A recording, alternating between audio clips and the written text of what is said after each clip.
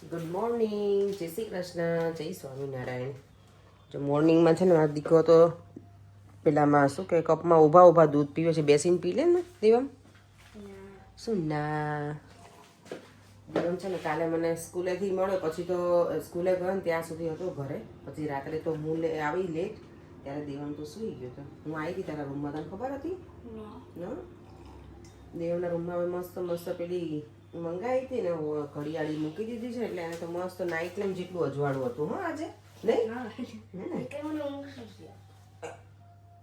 હું આવી ત્યારે સુઈ ગયો ને પાછો કહે છે કે એટલે જ મને ઊંઘ જ નથી આવતો. ઓકે 10 મિનિટ માટે. હા તો કાલે ડેડીને કહીશ હું ચેન્જ કરી દેશે જગ્યા. ચલો જો આજે સાંજ માટે બનાવવું છે ગલકાનું શાક આપણા ઇન્ડિયન, કે પછી કોઝટ અને કેનેડા અને યુએસનું ઝુકુની. આજે એનું શાક બનાવી, એનું સરસ બને અને આમ પણ સારું. આમાં પાણી કેવું ના જોઈએ. અને ગલકાનું આ શાક મને કટિંગ પેલા કટકા કરેલું નહીં ગમે, એને હું ભરેલા જેવું જ બનાવીશ તો જ મજા આવે. એટલે કરી નાખીશ આઈ થિંક કટકા, અને પછી ઉપર મસાલો ભરેલાનો નાખી દેવાનો એટલે સારું થઈ જાય. ભરેલો મસાલો આપણે જે બનાવું છું હું રીંગણ બટેકાવાળો એવો જ બનાવીશ. પણ ચાલો થોડુંક તમારી જોડે ક્વિક રેસીપી હું શેર કરી દઈશ. તો મેં કોઝટને છે ને આવી રીતે કટિંગ કરી લીધા પીસમાં, અને અહીંયા મસાલો આજે બનાવ્યો છે ને એમાં મેં ગળ્યું કાંઈ નથી નાખ્યું અને ખાટું પણ નહીં, એટલે લીંબુ અને ગોળ કે કાંઈ જ નહીં નાખ્યું. અને મેં એક્સ્ટ્રા મેં તલ લીધા છે આમાં, નોર્મલ મસાલા કરતાં જો આમાં પહેલાંમાં નખાય તલ જો કે ચાલે, પણ આમાં મેં લીધા છે. ત્યારે હું મેં નાખ્યા નહોતા એટલે, પણ તલ લીધા છે, સિંગદાણાનો ભૂકો છે, મીઠું, હળદર, ધાણા જીરું, લસણની ચટણી અને આદુ અને લસણની પેસ્ટ પણ છે આમાં. એટલે બસ આટલા મસાલા લીધા છે અને મિક્સ કરી નાખશું બધું. અને એ સામાન લીલા ધાણા હજી એડ કરવાના બાકી છે એટલે એ નાખી દઈશ. અને પછી આને વઘારી નાખીશ, પછી થોડી વાર તેલમાં એમનેમ જ રહેવા દઈશ. પછી આ બધો મસાલો નાખી અને ગેસ કરી દે ગેસ કુકર કરી દેવાનું બંધ, ગેસ બંધ નહીં કરવાનો. અને આમાં પાણી લગભગ તો થોડું જેવું નાખીશ, કારણ કે મસાલો નાખું ને તો થોડું પાણી જોશે, નહીંતર શું થાય કે મસાલો બધો નીચે ચીપકી જશે એટલે. અને ઓલરેડી આ જે કોઝટ હોય ને એમાંથી થોડું પાણી પેલું થાય જ, એટલે બહુ નહીં નાખીએ. અને અહીંયા હું ફ્રીજ આગળ આવીને ઊભી રહી ગઈ છું, પણ મને યાદ નથી આવતું કે હું શું લેવા ઊભી છું. યસ, દાણા. હવે મારે ઘણું બધું કિચનનું બાકી છે હજી ક્લિનિંગનું. અત્યારે વિચારું છું કે જતાં પહેલાં છે ને એકાદ આ બધું થઈ જાય તો સારું, એકાદ ખાણું કરી નાખું. કારણ કે જે ડીપ ક્લિનિંગ છે ને એમાં ટાઈમ વધારે લાગે, એટલે ઉપરનું ક્લિનિંગ હોય ને તો થઈ જાય ગમે ત્યારે આપણાથી, ખબર ને. તેલ મૂકી અને પહેલાં મેં રાઈ જીરું નાખી અને હવે આ નાખી દીધું છે ગલકા, આપણા ઇન્ડિયન ગલકા. હવે આને તેલમાં આમને રહેવા દઈશું થોડી વાર. અને અહીંયા જો બધો મસાલો રેડી છે, આને મિક્સ કરી અને પછી એમાં એડ કરી દઈશ. થોડું હવે જો કૂક થઈ ગયું છે એટલે હવે બધો મસાલો હું એડ કરી દઉં છું અંદર. બધો મસાલો મેં એડ કરી દીધો છે. થોડું પાણી નાખીશ, કાંઈ તો કેટલું કહેવાય મને છે ને ઘણી વખત બધા પૂછતા હોય છે કે પ્રપોર્શન કેટલું હતું. યસ, ગઈકાલના વિડીયોમાં હતી કાવ્યાની કોમેન્ટ કે તમે જે લસણની ચટણી બનાવી હતી ને એમાં કેટલું ગાર્લિક અને કેટલું રેડ ચીલી પાવડર લેવાનો એમ. તો ટુ બી ઓનેસ્ટ હું છે ને કોઈ દિવસ મેઝરમેન્ટ કરતી નથી, પણ તમારે કરવું હોય ને તો કઈ રીતે હું કહું, પહેલાંમાં ગ્રાઇન્ડરમાં ક્રશ કરી જુઓ અને તમને લાગે કે વધારે લસણ છે તો થોડોક વધારે મરચું પાવડર નાખી દેવાનો. નોર્મલી હું એવી રીતે જ કરતી હોઉં છું. એવું લાગે કે વધારે હજી લસણ લાગે છે તો પાછો પાવડર એડ કરી દઉં. એટલે મરચું થોડુંક ઓછું નાખવાનું લસણ કરતાં, એટલે કદાચ વધારે તમારે એડ કરવું હોય ને તો કરી શકો. અને ઓઇલ યસ હું નાખું છું. ઓઇલ તમારે કાચું ઓઇલ નાખી દેવાનું. ગ્રાઇન્ડરમાં ગ્રાઇન્ડ કરો ત્યારે પણ તમે નાખી શકો. આઈધર ગ્રાઇન્ડ થઈ જાય ને પછી બહાર નીકાળી બોલમાં લઈને પછી મિક્સ પણ કરી શકો, ગમે તે રીતે, બંને સેમ જ વસ્તુ છે એટલે. તો હું ઓઇલ નાખું ને એટલે એકદમ સરસ લચકા જેવી રહે અને ચટણી બગડે પણ નહીં. તમારા ફટાફટ કામ ચાલુ કર, જલ્દી ફટાફટ ક્લીનિંગ કર. બોલો, અત્યારમાં જો હું જલ્દી પેલા મોર્નિંગનું બ્રેકફાસ્ટનું કરીને હવે ક્લિનિંગનું કામ, અને પછી પાછું જવાનું કામે. ફટાફટ ક્લીનિંગ કરો. બોલો, જોયું? આ અમારા માલિક તો બહુ જોબરા છે. હે, જબરા રહેવું જ પડે ને. કામ કરતા હોય ને તમારે વ્યવસ્થિત રીતે સાચવવા જોઈએ. તમને ખબર સાચવેલા જ છે. જો અત્યારે છે ને મેં એકાદ મેં કીધું થોડુંક કરીને જાઓ ને તો ઇઝી થઈ જાય. જો આ એક મેં આખું કરી નાખ્યું છે કાનું મારું સાફ સરસ. હવે આનો ટર્ન છે આ બાજુનું. આ તો મેં ગયા વીકમાં તો નહીં પણ સન્ડે જ કર્યું હતું એટલે સરસ થઈ ગયું છે. ચલો એક પછી એક બધા કરતા જઈએ. ઘરની ડ્યુટી પતાવી અને હવે કામની ડ્યુટી પતાવશું એટલે બહારના કામની. ઘર કામની પતી ગઈ છે. કિચનના પેલા જે હતા ને બધા કબોર્ડ ને એ બધું ધીરે ધીરે સાફ કરી લીધું. અહીંયા કોણ ડોકા જે કાઢે બોલો તો. ચલો પરે નીકળીએ આપણે હવે. અમારા ડબલા ડુબલી તો અહીંયા જ છે હજી. ચલો હવે એ ઘરે આવીને કરશું અને ઘરે આવીને હું શાક બતાવીશ. અત્યારે હવે ટાઈમ છે નહીં. સરસ બન્યું છે. મેં તો જોઈ લીધું હતું પણ મેં વિડીયો પછી લીધો નહીં. કિચન ક્લીન કરતી હતી ને એટલે. અને બધું વધારાનો કચરો જો ફેંકી જ દેવાનું. હવે છે ને હોટ ચોકલેટના બધા વધારાના લેવડાવું છો દર વખતે પરે અને પછી તમે એમ કહો કે આ ફેંકી દે, આ નથી દેવામાં યુઝ કરતો, તમે લેવડાવતા જ નહીં.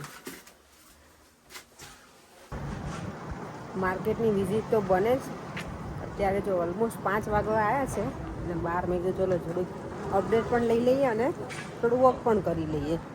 અને યસ મને છે ને દેવમ માટે એ જે દૂધને સિરિયલ સવારમાં ખાય ને વિટાબિક્સ એનો બાઉલ તૂટી ગયો છે ને તો મેં કીધું પરેંગ મને કે કંઈક નવું લઈ આવજો ને દેવા માટે. એટલે જોઈ લો આજે માર્કેટ તો અહીંયા ભરેલું નથી.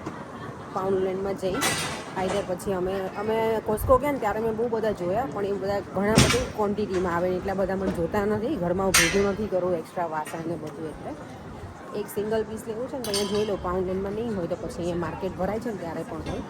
આઈક્યામાં જઈએ તો ત્યાં બહુ મસ્ત હોય પણ હવે એક વસ્તુ લેવા માટે તો આઈક્યા અમને બહુ દૂર પડે. કેટલું સરસ દેખાય છે ને એકદમ ક્વાઇટ. અને આ જ માર્કેટ સેટરડે તમને વ્યૂ બતાવું છું ને દર વખતે કેટલું બિઝી લાગે.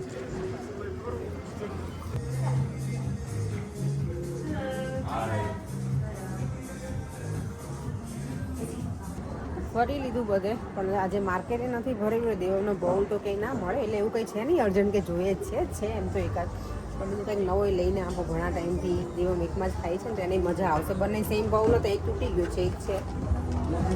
ચાલો થોડી વાર આટા ફેરા મારી લઈએ. અહીંયાથી સ્કાય કેટલું સરસ દેખાય છે. આજે તો તડકો છે એમ તો અત્યારે હજી 5:15 થઈ ગયા છે. Hi you okay? Yeah I am good thank you. શાક જો એકદમ મસ્ત બની ગયું હતું. સવારે તો પછી મને લાગે મેં બતાવ્યું નહોતું કદાચ. અત્યારે આજે આ શાક જોડે બનાવી છે રોટલી, જોડે કરીશું એક સલાડ બનાવી નાખું ફટાફટ અને છાશ. એટલે આપણું આજનું ડિનર સરસ મજાનું ડન થઈ ગયું, રેડી. અને અમારું હોમમેડ યોગર્ટ છે. બીજું શું લઈશું આપણે આજે? દેવન સલાડમાં શું લેવું બેટા? કેરેટ ને એવું. ડિનર ટેબલ અમારું થઈ ગયું છે રેડી. પણ શાક કેવું લાગ્યું કોઝટનું? આપણા ગુજરાતીમાં ગલકા કહેવાય, ખબર? ગલકા તુરિયાન ગલકાનું બનાવતા એ. અહીંયા આપણે કોઝટ કે અને યુએસ વાળા છે ને એ લોકો કેનેડા વાળા બધા ઝુકુની કહે.